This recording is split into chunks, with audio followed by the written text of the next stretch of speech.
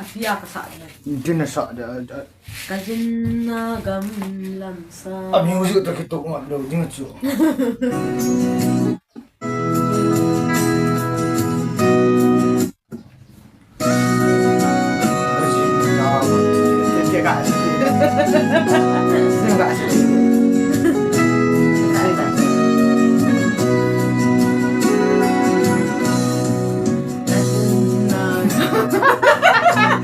Allah hai pasal sa de pa hai ama hen azui zo lo hen akai zo lo pasal sa nume sa de pa hai nume sa de pa hai akai zo lo hen ja chu ama hen pasala pa hen sa ding ken nume ya pa kan sa de nume ya pa kan sa ding man pasala pa an sa ding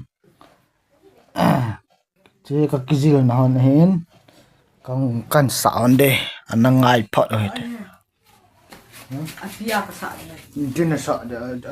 Kajin na gam lam sa. Music ta kitok ngat do din chu.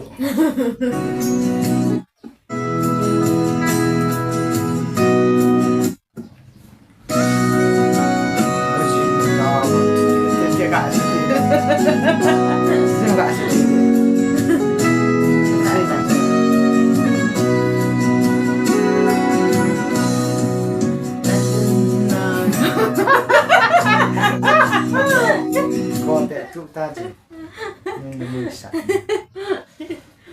Giá là biến được cái sự sợ. Cái sự pi là này vậy. Lá hay pi à hay sao? Nó cay rồi. Ủa sao vậy này? Sao vậy? Có nghe ở pha gì à chứ? Hello guys, welcome back to my channel again. Cái say khát là Niko pa patin ni Niko pa ai mua sao patin thằng vai nôm hen lang này thum đạn chứ những cái gà gì ta tôi ni Niko thì cái ni nụ pa hen cái lối nụ to cái zin là gam làm sao Samaria nôm nụ co mà pakai sun don ding tui athum cái chỉ sermon của chị tao thì chỉ thu của thun vang ka sei thei po hiang le ala kan sang de hen che ni tha le hoina ka sa hon de hi ja kizil na tabang practice tabang ti them chu na tabang kan sa hon de hen khol jin naw chi ga ma hen jin naw le si ga ma hen phun le chang ki khen na ai lo le zat le na ma ki khen nam jang le paka yi swa ding ning wang zat le nam ki khen na pon phun le chang ki khen nam poi ti yang he thai na gel do pen chila he ki ti lo ho nan anamang chi o ti ti ki pe mo ve a ze phon hon nge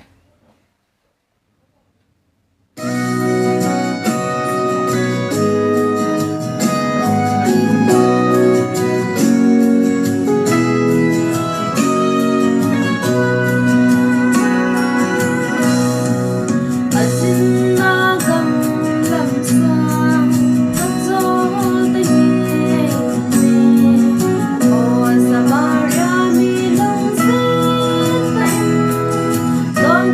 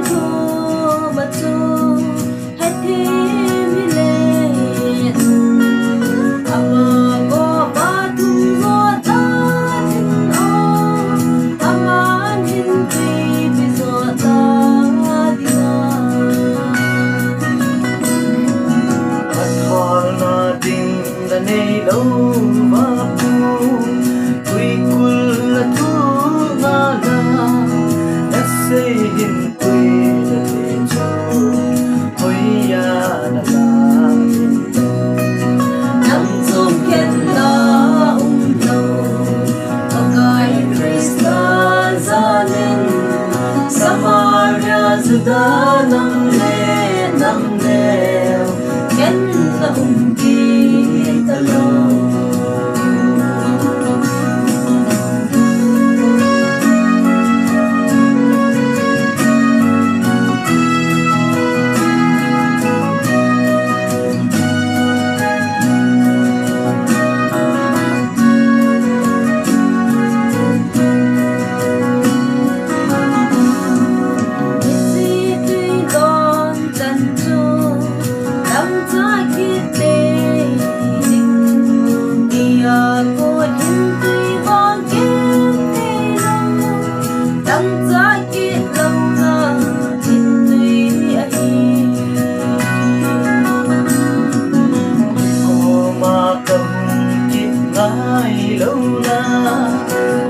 sakit lula tui con so na kang ai lo nong se ta nam chung ken na đâu có cái Krista zalin Samaria Zuda nam le nam del ken na ki talo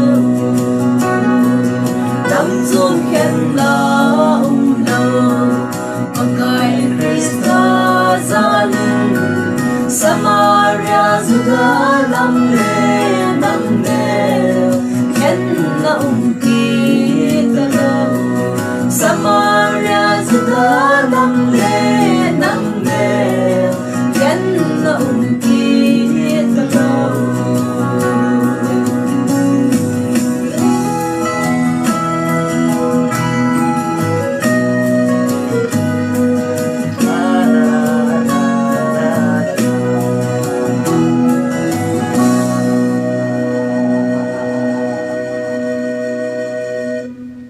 sa naman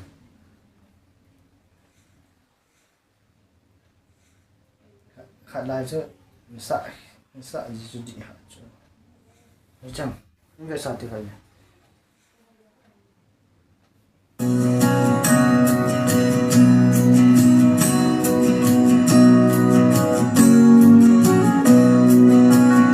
cái này sao